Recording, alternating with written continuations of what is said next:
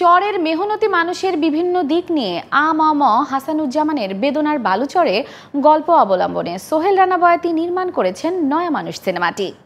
এ উপলক্ষে গত ২৭ নভেম্বর এক সংবাদ সম্মেলনের আয়োজন করা হয়। সেখানে উপস্থিত ছিল আমাদের শোবিজ ওয়াল টিম। বিস্তারিত জানবো এবারের সেগমেন্টে।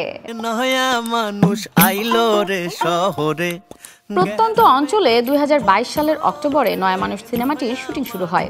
এরপর প্রাকৃতিক দুর্যোগ সাইক্লোন সিট্রাংয়ের তাণ্ডবে শুটিং সেট চরমভাবে ক্ষতিগ্রস্ত হয়, ফলে বন্ধ হয়ে যায় শুটিং। নানা চ্যালেঞ্জ মোকাবেলা করে অবশেষে আগামী ৬ ডিসেম্বর প্রেক্ষাগৃহে মুক্তি পেতে যাচ্ছে এই সিনেমাটি। আমার খুব খারাপ লাগছে মা। এ উপলক্ষে বাংলাদেশ ফিল্ম আর্কাইভে গত ২৭ নভেম্বর এক সংবাদ সম্মেলনের আয়োজন করা হয়। সিনেমাটিতে সুজলা চরিত্রে দেখা যাবে মৌসুমী হামিদকে। ফাইনালি মুক্তি পাচ্ছে নয়া মানুষ ৬ ডিসেম্বর ২০২৪। আমি অনেক ইমোশনাল এই ছবিটা নিয়ে, কারণ ছবিটার সাথে এত বেশি অ্যাটাচ হয়ে গেছি, মানে ছবিটার শুটিং থেকে শুরু করে আজকে রিলিজ পর্যন্ত। আমি খুবই আশাবাদী সিনেমাটা নিয়ে, কারণ এই সময়ে একটু স্বস্তির নিঃশ্বাস ফেলবে মানুষ। সিনেমাটা দেখে এক ধরনের ওই স্বস্তিটা ফিল হবে।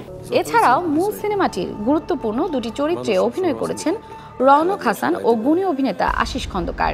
নয়া মানুষ যথেষ্ট সমকালীন এবং এই প্রাসঙ্গিক চলচ্চিত্র, যে কারণে আমরা মুক্তির সাহসটা পেয়েছি। আমাদের নয়া মানুষ একেবারে খাঁটি বাংলাদেশের গল্প, বাংলার গল্প এবং বাংলার জল, মাটি, আগুন, মানুষের সম্পর্ক এবং সম্প্রীতির গল্প।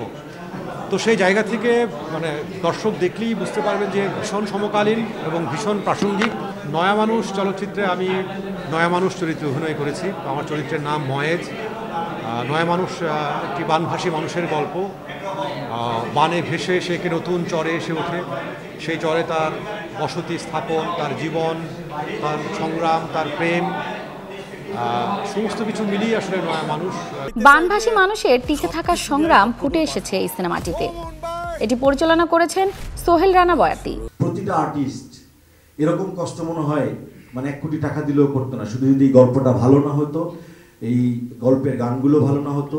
এবং আমি আশা করি এই সিনেমা মানুষের মনে দাগ কাটবে এবং এই সিনেমা থেকে মানুষ অনেক বেশি ইন্সপায়ার্ড হবে নয়া মানুষ হওয়ার জন্য।